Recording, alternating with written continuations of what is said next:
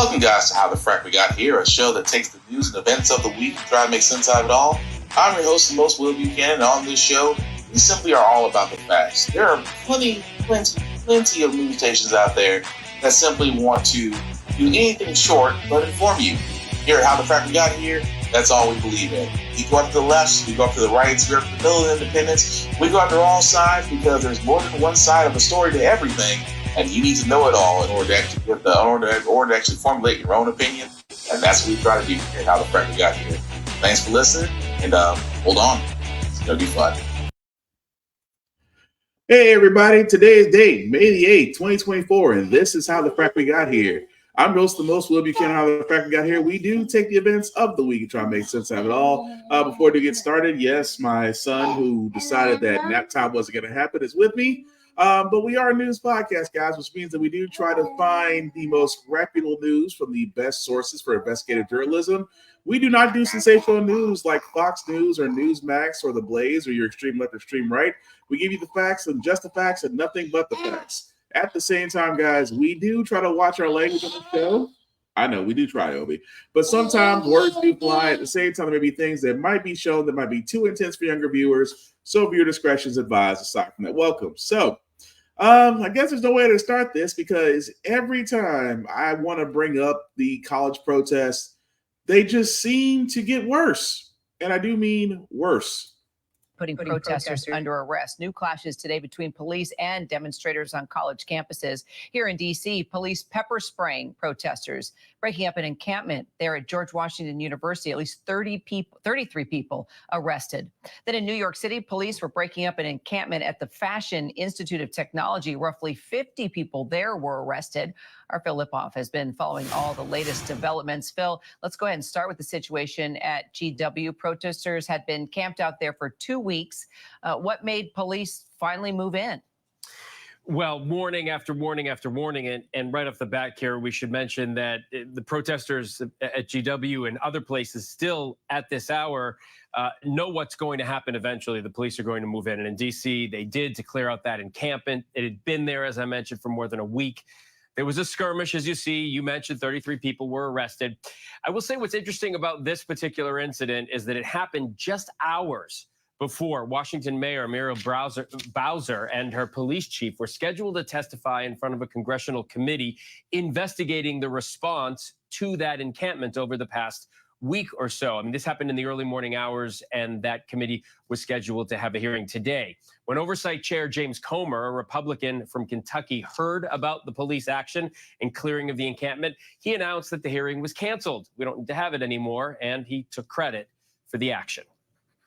It's interesting, Phil, just coming across the wire here that during a press conference with D.C. police, they were explaining that they shut down George Washington University's encampment at 3 a.m., saying that protesters from Columbia University actually showed up and infiltrated these protests.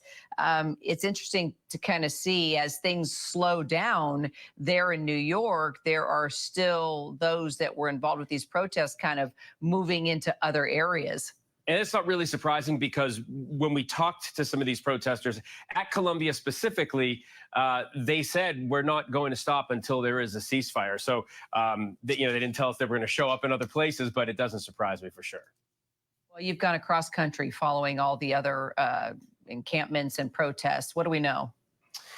Well, in terms of outside agitators, we should touch on that. Everywhere we've gone and covered this across the country, there's been this talk about outside agitators. We've seen more than 2,500 arrests across the country. It could even be more now at more than 40 campuses. The percentage of people arrested is different from campus to campus. At Columbia, the NYPD says about 30% of those they arrested were not affiliated with that school. But at City College of New York, that number was way higher. 60% of the people arrested, police tell us, were not affiliated with that school. So who are these people? Where are they coming from? They're not always freely giving their organization, but what we do know is that there is a portion of these protests, these pro-Palestinian protests, that outside people are coming in to I don't know, police will say agitate or just be there and do whatever they do.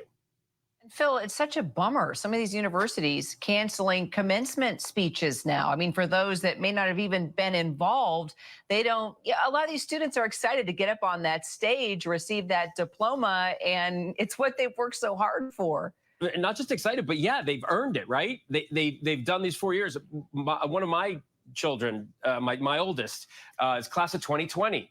So we had to drive by her high school in 2020 during the pandemic for her graduation. Luckily, she's at a school that her graduation is not threatened, but she has friends who are at schools. I have a nephew who's at USC, and these kids. The bummer is a great technical term that you came up with, Kira. It is a bummer for these kids, and they've gotten used to bummer after bummer over the last 4 years with the pandemic and now this. It's sad. I'm going back to my days in college where that was the word, bummer. It's a good word. It's a good word. Yes, it is. It is a bummer.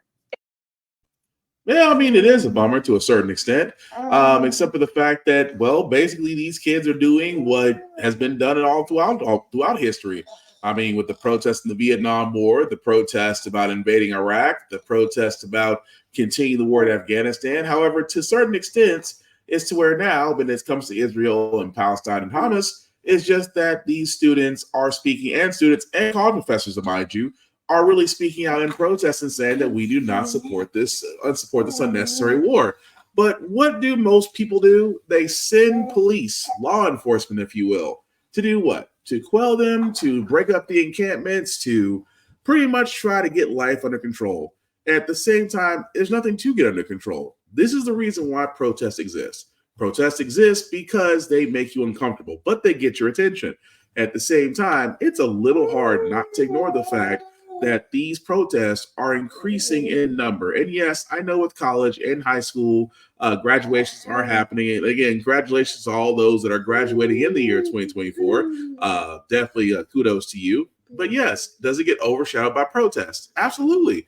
But for good reason. Because again, we're sitting there backing Israel against their really unjustified attacks. And at the same time, Biden is hoping for a ceasefire while Netanyahu, the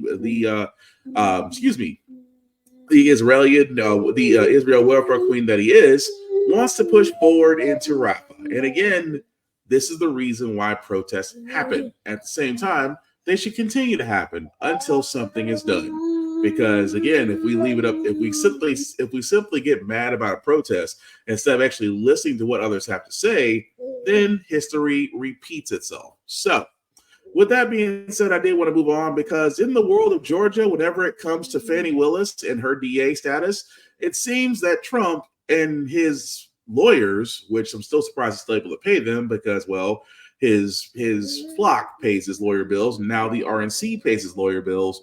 But at the same time, they actually did get an appeal on the DA that's investigating him for election fraud.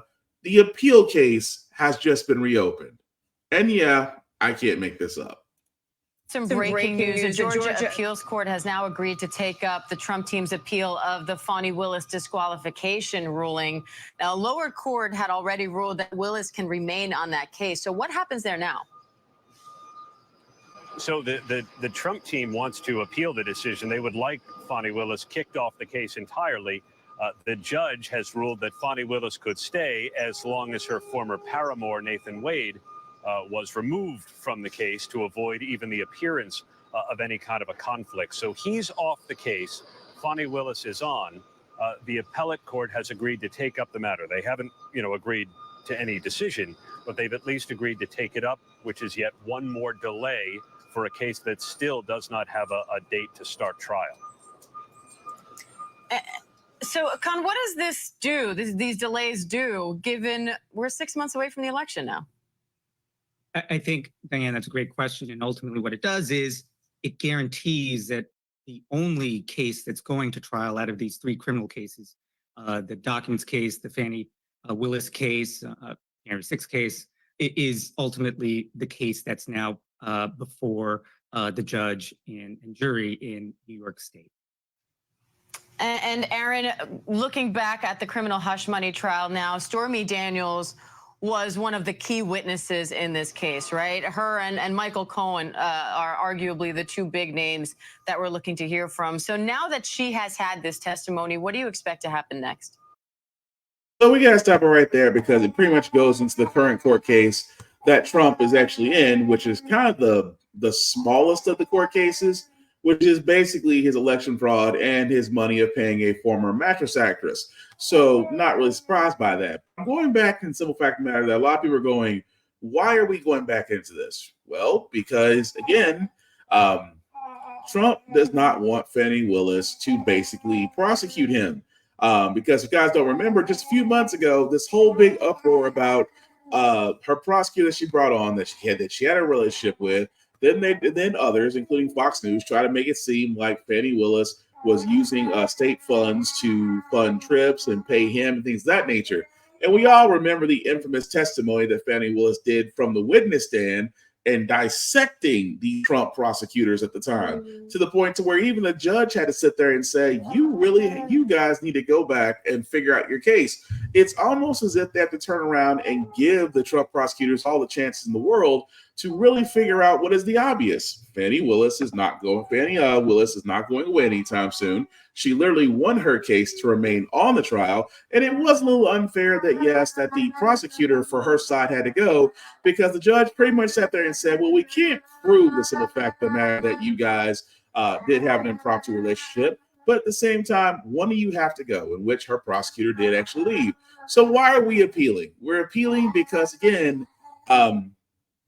because Trump and his team are figuring out what these court cases keeping up. And I keep saying this because he's all but racked up the Republican nomination. So what's going on with these court cases is that his lawyers, again, are trying to figure out every stall tactic they can think of to push these court cases back. Now, in one instance, which we're about to cover very soon, they were successful in doing just that, and it was one of the bigger cases. But in the sense of Fani Willis, which her and her team are ready to go and to prosecute Trump, Trump is doing his best because the federal election, again, a major federal case, which, if he's convicted, disqualifies him from the presidency, is the whole entire reason why this case is being pushed back. While the run to the letter with his hush money payments going to this campaign is moving forward because they think they can win. And so it doesn't defeat the fact of, well, the evidence that he has against him is overwhelming, and Willis and her team are ready to prove it. But Trump's team is ready to delay it as much as possible. Why? Because they feel like if he gets the nomination and he's running for the election, he can't be prosecuted. Which, again, he can be prosecuted. There is no rhetoric, there is no law, there is nothing out there that says a person running for office cannot still be tried in court and indicted. Running for presidency does not absolve you of that. However, the fear of it all is if he somehow does win the presidency and he somehow is back in power, he could have those cases dismissed, which is what the end goal would be for him anyway. But again, Fani Willis has to go this whole rigmarole because, simply put, it is a delay stall tactic. That is all it is. But speaking of stall tactics, guys, Marjorie Taylor Greene decided that, well, if I'm going to keep down on this hill to get the House Speaker, Mike Johnson, to listen, I'm going to bring it up to a vote. And I cannot believe this. She actually did go forward with this. But let me give you the before we get to the after. Well, I'd love to be a fly on the wall for this conversation. Speaker Mike Johnson and Congresswoman Marjorie Taylor Greene meeting for 90 minutes today. You know, Greene continues to make that threat that she wants to oust Johnson from his speakership. And one vote can do it, and the House can make that proposal. At today's meeting, Congresswoman Greene, issued her list of demands that Speaker of the House Johnson must meet her demands in order to vote on her motion to vacate. That is what they call this effort to oust the Speaker. These are not unreasonable requests. These are the right things to do. These are the right things to do for our conference. And our Republican Speaker, who ran through the Democratic agenda, should be able to get it done. All right, Jay O'Brien's on Capitol Hill following all the latest developments, as he does. So, Jay, Speaker Mike Johnson, Representative Marjorie Taylor Greene, they had their second meeting today. Tell us about what's going on there. Well, they met yesterday for about 2 hours. Today they met for 90 minutes, and they're no closer to any kind of agreement, although Congresswoman Green said the meeting was productive. But she also looks no closer, guys, to calling for an actual vote on whether or not Mike Johnson should be ousted as Speaker. She promised to call a vote this week, but now they're in these ongoing talks, which frankly weren't expected to really come about this week. And now it's unclear if there's ever going to be a vote on Johnson's future. So Green has issued her list of demands for Johnson. What are they? And is he even listening to her? Well, she's got 4 demands. One is to return to something called the Hastert rule, which means a majority of the majority has to support every piece of legislation. A majority of Republicans. She also wants no more funding for Ukraine to come out of this Congress. She wants severe spending cuts when government funding expires in September, and she wants to defund the special counsel Jack Smith that's prosecuting former President Trump. So those demands, though, guys, they are somewhat new. She only released that list of demands publicly today, and she's been working for months, she says, to try to oust Mike Johnson. I think it's important to remember the timeline. Forgive me, bear with me, because it is long, but it's important. She started this effort in late March of this year after Johnson partnered with Democrats to pass government funding. She files this motion to vacate Johnson, but she doesn't call for a vote to oust him. She instead holds that possibility of a vote over his head. And then FISA comes up, that Foreign Warrantless Surveillance Act. It comes up for reauthorization. Green opposes that. Reauthorizing that passes, but Green still doesn't call a vote to oust Johnson. She still holds that vote over his head. Then Ukraine aid passes. Green opposes that, but she still doesn't call a vote. Instead, she says she's going to let the House go out on vacation, and when everybody comes back, she might call a vote then. Then they all come back, and she still doesn't call a vote. She then holds a press conference. This is last week, in which she said she's going to call a vote this week on Johnson's future, and she still looks no closer, guys, to calling that vote this week. Yeah, it sounds like the Congresswoman cried wolf a little bit. And it's one thing to play whack-a-speaker when it's not an election year, like she did, like she in the other. But this is an election year. ABC News can confirm that Donald Trump does not want her to do this and has been in contact with her. So that may be the reason for putting on the brakes there. Jay O'Brien. Well, let's think about this for a second, guys. Marjorie Taylor Greene, a woman who got elected for spouting QAnon, a woman that couldn't get along with her fellow politicians, a woman that literally had her entire public marriage drawn out to the world to see, who got paid for doing nothing, wants to threaten the Speaker of the House because, well, he's doing his job. Keep in mind, this is the same thing that she did with former Speaker of the House, Kevin McCarthy, saying, well, he worked with the Democrats. Yes, that's what the House Speaker has to do. You do have to work with Democrats. Unfortunately, that is the result. That is the job that you have. But look at the demands that she had. They want to cut spending once government funding runs out. Typical Republican rhetoric. She also wants to defund Jack, the special counsel, which again Trump did ask for in his case. But again, she wants that defunded. And then on top of that, she says no more money to Ukraine. All Republican talking points. And also, like I said, that's the before. Here's the after. Shortly a couple of hours earlier today, she did bring up her vote. She did bring up a Measure 2 vote for the Speaker of the House, Mike Johnson, to be removed. It was immediately shot down to a bunch of boos. Why? Because the Democratic Party stepped in to actually vote to keep the man, along with several Republicans, to keep Johnson in his position, which basically made Marjorie Taylor Greene look like an idiot, which is not that hard to do. But this is the Republican Congress that they wanted. This 118th Congress, again, has done nothing. Again, I keep pointing this out because for all those conservatives out there, name me one thing this Congress has done that has actually improved the American people, because honestly, they haven't. And even more so, you basically still have the Republican Party still trying to oust the very same person they nominated him because the person before him was doing the exact same thing. So again, craziness when it comes to Congress, especially on the conservative side. But keep in mind, guys, like I talked about earlier, where I said Trump successfully got probably one of the biggest cases, which he's dealing with, because, I mean, he's under 91 federal indictments. But the case regarding the classified documents, the ones that he basically dealt with the FBI, when he basically sat there and said that, yes, I can declassify this, that he sat there and said that as president, he can do this. And we come to find out that that was BS. Somehow, some way, the judge just now postponed the case, or I should say the trial. Again, it's almost as if, and if you're wondering, the judge that's actually over this is a Trump nominated judge. We shouldn't be surprised. Paula Reed, as well as former Trump White House attorney Jim Schultz. So, Paula, a significant shift, certainly playing into Trump's strategy of delay.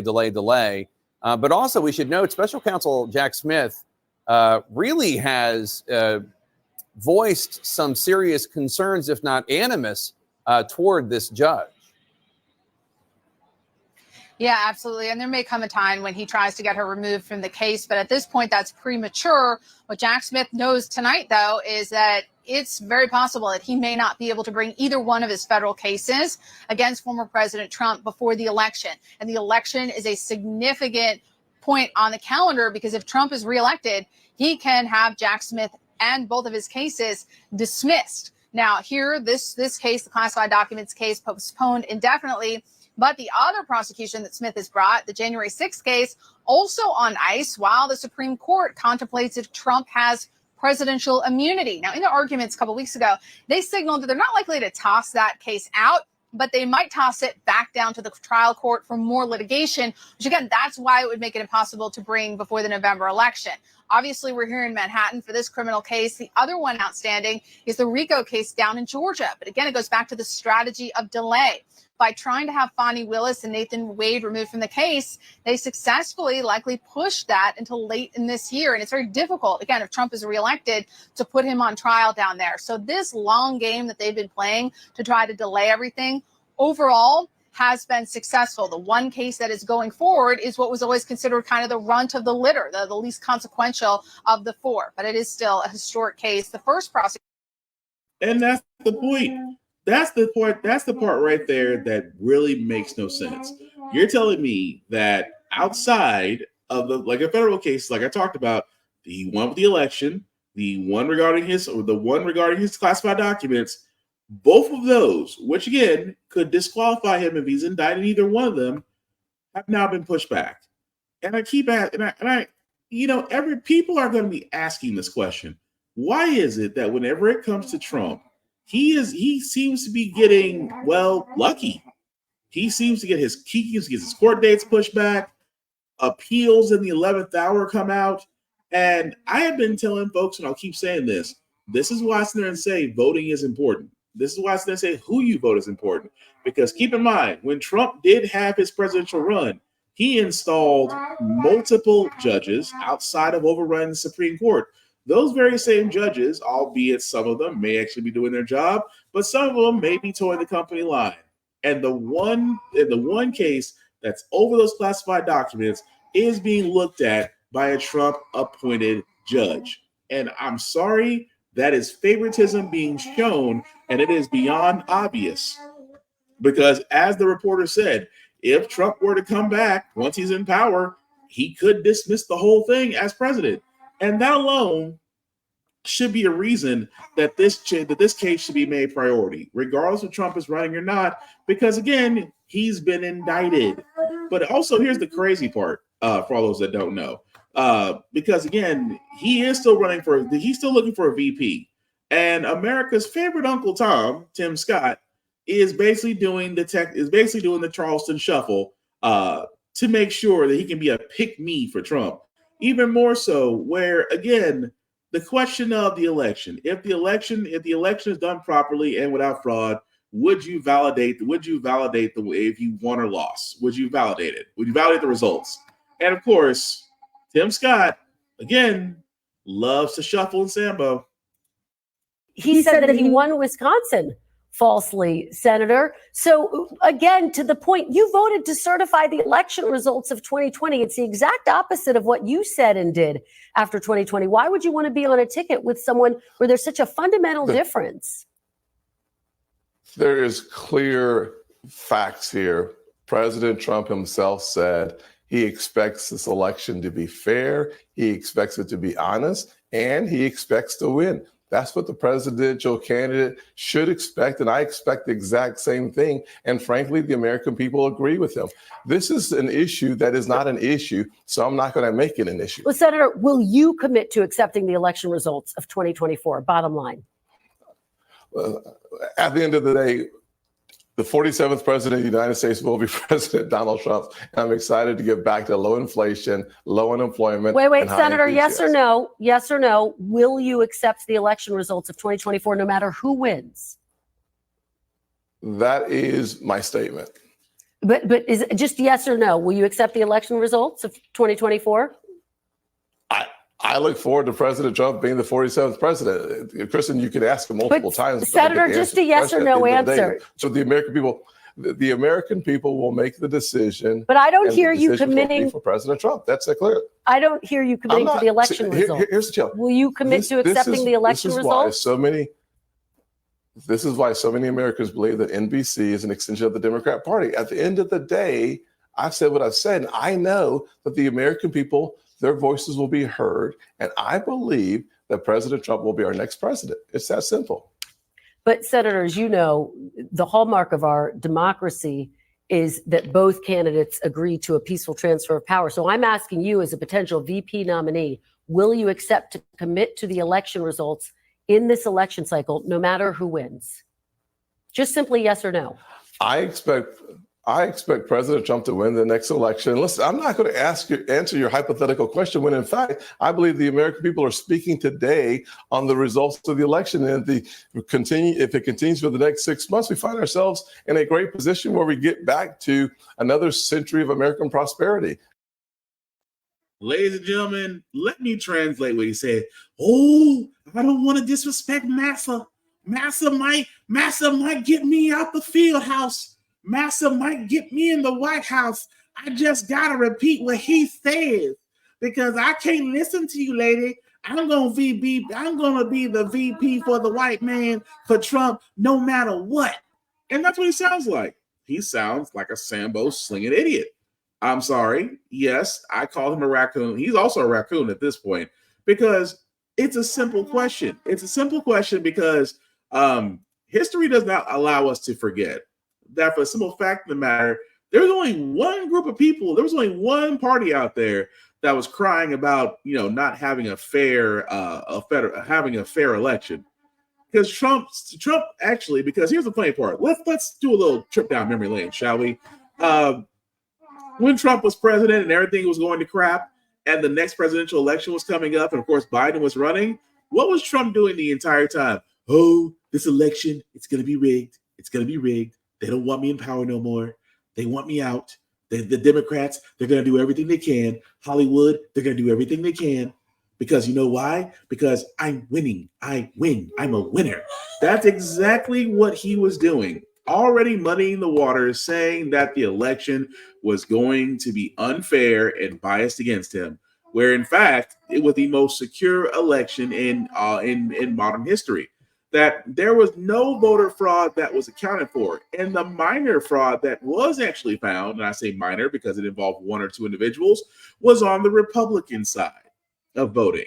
And so Trump is going to sit there and say again, I'm going to run and they're going to try to do this against me. Because here's the thing, guys, for all those that are conservatives, Trump is not running for you. He's running for himself. He's running to save himself. Because the only way he can save himself is by being president again. Because all his cases, all his indictments, everything that's going on with him goes away for a little while. It doesn't disappear. It just goes away as he's president. And that's the messed up part. But you have VPs out there. I mean, all the VPs, not just Tim Scott, Marco Rubio, Nikki Haley, that's not her real name. They're all trying to make sure that they're trying to get in the spot of VP. And again, Tim Scott's no different. So it's not surprising for the simple fact of the matter, guys, that he's not going to answer the question properly. He's going to sit there and say, you know what? Mom was asleep. But for Tim Scott, guys, he is going to sit there and say exactly what he wants to say to keep himself grounded. That is the truth. And at the same time, if you expect him to say anything differently, well, you're kind of wishing on a star, and that star is already grounded. But speaking of things that are already grounded, guys, although TikTok itself may still be under a divestment, TikTok is doing exactly what we thought what they would do: sue the U.S. government. That could ban the app nationwide. The social media company claims the law is unconstitutional and violates Americans' rights to free speech. ABC's Rachel Scott and Alexis Christoforous has more on that. Rachel, this new law forces TikTok's Chinese parent company to either sell the platform or face a total ban in the U.S. So on what grounds are they now suing the federal government?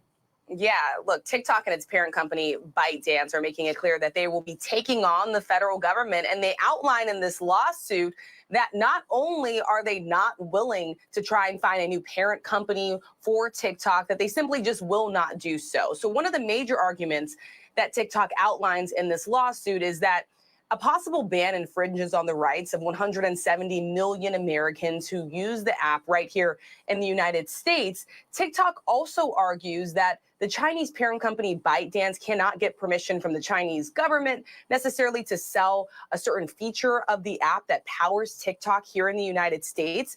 They also make the case here that it would take years to find a whole new set of engineers to sort of power the platform here in the United States. And so ultimately, it would lead to a shutdown of TikTok by the end of January of next year. And so they are taking on the federal government, and they say that they will challenge this all the way through the courts. Alexis, we've heard potential buyers are lining up to buy TikTok. So what's the parent company ByteDance saying about a possible sale? Are they open to it? They have made very clear they are not going to sell this company, and they actually say it's not feasible. To Rachel's point, they're saying they would have to transfer millions of lines of source code, which is the life's blood of TikTok, to the U.S. Then engineers here would have to come up to speed with that source code or that algorithm that makes the company so valuable. They say that could take years to have happen. And what a lot of people might not realize is ByteDance actually owns many different companies, and TikTok is just one of them. It does not mean a lot in terms of revenue to ByteDance. So in many ways, the company would rather see it be shut down and banned in the U.S. than actually sell it to an American-based company. So what does this mean for users then? Well, we don't know until January 19th. People are lining up, as you said, to try and buy it, including deep-pocketed companies like Microsoft and Oracle. We had Kevin O'Leary on this show talking about how he wants to buy it. Yeah, come together with other rich folks, have a consortium of people buy this company. You're looking at it possibly being worth $100 billion with the algorithm. If they were to sell it without that algorithm, some are saying it could be $30 or $40 billion. Remember, 6 out of every 10 Americans under the age of 30 uses TikTok. This is a very valuable company. So, Rachel, how are lawmakers responding to the lawsuit? Well, for the most part, lawmakers are pretty united on this. You had this bipartisan bill that was passed in both the House and the Senate. It made its way to the president's desk, and he ultimately signed it. And they warn of the national security risks here. They say that by using TikTok, that the Chinese parent company ByteDance and even the Chinese government could then have access to your browsing history, even your location, as well as your data. Now, TikTok does deny those allegations. One thing that is also notable in this lawsuit, TikTok points out that even though the president signed that bill that could lead to a possible ban on TikTok here in the United States, the Biden campaign has a TikTok and has continued to use TikTok even after the president signed that bill into law. And so they argue the use of TikTok by the president's own campaign for 2024 and even other members of Congress completely undermines their arguments that this is somehow a national security threat, that they're putting Americans' data and privacy at risk. This is something I asked the vice president about just a couple of weeks ago when I interviewed her. And she said that they don't want a ban. At this point, they are worried, obviously, about the parent company of TikTok, but they're not going to comment on ongoing litigation. So it's amazing that they sit there and say, number one, that TikTok is still a threat to national security. How so? Because TikTok has basically took over exactly what we need to be, a actually unregulated government, actually not a government-controlled app like Meta or Instagram or Facebook. To where, you're able to do things. People have made TikToks. People have made TikTok shops and businesses off TikTok. So I love the fact they sit there and say, well, it's a matter of national security. How so? Just because you no longer can control it? At the same time, I love how they say, well, the Biden campaign, the Biden administration doesn't want TikTok to go away because they still have a TikTok and they're using it. Okay, so why did a majority of Democrats and Republicans both vote to put a divestment on TikTok? Because again, you're basically saying, hey, in order for to operate in the U.S., you need to be owned by U.S. people. Which again, investors are all lining up to purchase TikTok. But I'll give ByteDance credit. We're not selling for what? And of course, them suing is a great counterstrike because again, what is the reason why the government wants TikTok so badly? Because again, listen to what they said. Well, the Chinese government could possibly have your information down to your location and all your metadata. Doesn't the US government already have that? And even so, again, it always goes back to that old saying, well, you don't want to do that. The government hates competition. So again, I'm really not surprised by this, guys, but I do love the fact that ByteDance is simply not going away. But we will definitely follow that story as it goes along. Another story that we're following is the Boy Scouts of America is going through a rebranding. I'm pretty sure it has nothing with the decades of sexual abuse that have happened to young Scouters. Maybe.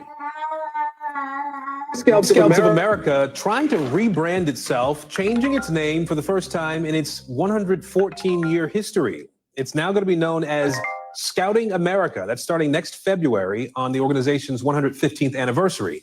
The group says the change reflects the continuing efforts to make the program inclusive for everyone. And this is a big change that comes after some big issues for the organization as it spends hundreds of millions of dollars to compensate thousands of men who say they were sexually abused as children in this program. Maura Barrett is following this one for us and joins us now. So Maura, over the last few years, we've really seen this push by the Boy Scouts to try to make the organization more inclusive. And it's pretty different now from how this organization started.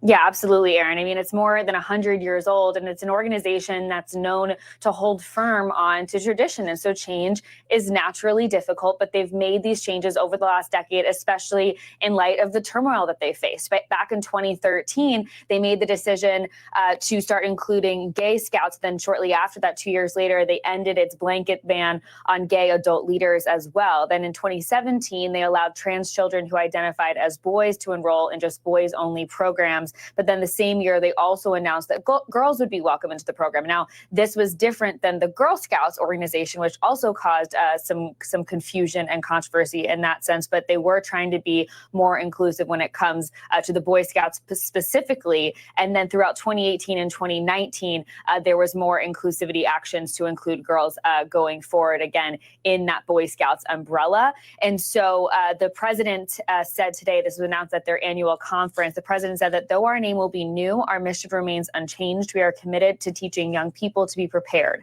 for life. And now the name change will officially take effect starting next year in February. But the president said that they anticipate organizations, groups to start identifying with the new name as soon as in the next couple of months, Aaron. Yeah, at the same time, Maura, there's been all this turmoil in the last few years for this organization, right? We had the bankruptcy there, settling these claims of sexual abuse within the programs. Where does all that stand? Well, if you think back to it, when all of this was unfolding, it also was timed out along with the pandemic. And so the pandemic really hit this organization hard to start. They lost about 1 million members during that time. They sit at about 1 million members right now. Their peak was at 5 million, just to give you some context there. Understandably, it was hard to participate in these organization groups during the pandemic, but then they were also hit with these allegations, lawsuits of sexual abuse. And in 2020, at the same time, they filed for bankruptcy protection because of these nearly 300 lawsuits and sex abuse claims. And then they reached a settlement, an $850 million settlement with thousands of men who said that they were abused as children in 2021. And then just last year, a judge upheld this $2.4 billion bankruptcy plan. And basically what that means is it gives the Boy Scout group, the organization, the ability to operate while they're paying compensation to these men who allege that they faced sexual abuse when they were children. And so all of this is still unfolding behind the scenes as the organization works to push forward and rebrand it. So really and truly, it is great that, Boy Scouts are including girls in Club Scouts because, it's the nature of what we live in. It's pretty much our society. But it does make me wonder if it wasn't for the years of sexual abuse cases that come up, $850 million settlement that they have to do, would they be rebranding? Because again, that's usually the dead giveaway when something is going terribly wrong in a company. We immediately have to rebrand. So that way you're not going to remember it, all the crappy stuff we did beforehand. But again, not knocking it. That fact it's going to be called Scouts of America. I just hope they learn from the Girl Scouts and actually stop selling popcorn and get on cookies or something, because let's be honest, Girl Scouts are cleaning up when it's cookie time, which reminds me, I need to make sure the next time, because those coffee and Sandy's cookies are just awesome. Forget them mints. But anyway, I digress. A couple more stories. Last story, guys, before we get to our feel good segment. Again, I talked about what these Republicans are doing with workforces, guys. I've sat there and said the entire time we need to watch out, because what the Republican Party is doing is they are basically slowly, if not progressively, trying to make child labor laws a little bit more looser. I talked about this janitorial service last year employing minors and getting caught. And it's the same group, Fayette Janitorial Services, did have a settlement that they would pay almost $650,000 in civil penalties for hiring underage children at meat processing plants. I keep saying this. They are, because of the fact of the workforce and because of how everything is happening, the Republicans, instead of, trying to actually help workers get more pay, get more benefits, get more the things that all these other countries are enjoying, that we ourselves asked for in this country. Republicans sat there and said, well, we're not going to give you that, but we'll make it easier for a child to work, for a teenager to work longer hours, because, well, businesses need workers. And let's be honest, GOP is going to listen to who's ever fattening their pockets, which are businesses. These same businesses are employing minors, some of them undocumented, to clean up, to do adult jobs. And even more so, some of these kids are getting hurt or worse. At the same time, these businesses aren't getting penalized. Not in the same sense that, Rick DeSantis would actually penalize Florida companies for hiring undocumented workers. But again, this is a strict warning, which I hope will lead to a trend, but I doubt it will, because these are the same people that will employ underage workers, simply put, because they're not going to change their wages, but they need people. And that alone will tell you about this economy that we're living in right now, that if you simply paid more for workers, this economy would turn around in a heartbeat, because you based this economy around consumer spending. And if consumers aren't spending, the economy will tank, inflation will rise, mainly because companies have sat there and really short-stocked their inventory and raised their prices, because they still, in an inflation economy, companies are still turning record profits, which tells you it's not inflation, it's freaking greed. But we're going to go ahead and move on to our Feel Good segment, guys, because usually on How the Frack We Got Here, we usually cover a lot of things that are doom and gloom. Sometimes we use faith in humanity, but hey, it's Wednesday. Tomorrow's Friday Eve, which is Thursday. We will leave you guys out some good vibrations, and hopefully this next story will do that, because I did want to cover the WNBA, because Angel Reese and Chicago Sky, unfortunately, their first game was not televised, because every other sports network seemed to be tuned in on Caitlin Clark and the Internet Fever, which again was pointed out by several people that, all these games shouldn't focus around just one player. Caitlin Clark is not Michael Jordan. That being said, we want to do something like everybody else has done and show highlights of the Angel Reese game, because also, spoiler alert, they did actually wind up beating New York. Evans in the corner, long, Angel Reese right there for the rebound and the bucket. That's what the people came to see, Jason. Let's look at this one. I mean, she's in great position right here, a great screen and rolling to the rim, but what she does is she just catches Jonquel Jones off guard and beats her to... Davis decision-making, lost it though. Now Reese has a 2-on-1 with Allen. Double clutch from Lindsay Allen. How about that? That's just one. You don't see this a lot. It's a great defensive play by Kennedy Carter. And then your 6'3" rookie, Angel Reese, is leading the break. And who's on the receiving? Player growing up with Candace Parker, who Sky fans know can do it all. Meanwhile, looks like it's going to be Angel going to work here in the lane. How about that? that fire, that passion. Call it swag anymore, so we've got to come up with a new name for it, but just her ability to finish through contact and then just give the people what they want, that personality. Battle for the rebound. Angel Reese there, her second offensive board of the game, and it leads to another bucket. And that's what she does. Sky fans better get familiar with this, because this is what Angel Reese does. She can generate her own offense with her ability to pursue rebounds out of space. Number 2 for the Chicago Sky. Angel Reese had a really good first half in her first game in front of the home fans here in Chi-Town. People came to watch her play, and she put on a good show in the opening half as well. I've just been so incredibly impressed with Angel Reese. We knew that she was going to play hard. We knew that she was going to get on the glass and score off offensive rebounds. But just her savviness, her presence, her ability to finish through contact like we saw right there, and just really playing to the crowd, Jason. This rookie is far and beyond where I thought that she would be at this. And we got to cut there because, again, one to definitely give her flowers because, you know, with all NBA people, with all the WNBA, they definitely use press. So, again, to help the WNBA guys, please watch the games, buy jerseys and things of that nature if you're able to, because there are a lot of talented players that are currently playing in that league, not just one Caitlin Clark. So, that being said, guys, we are going to go ahead and wrap this up. I do thank you all who are watching for liking this, for letting people know this is live. I certainly appreciate that. Some shameless plugging before we do get out of here, guys. I do also want to shout out BlurredStation.com.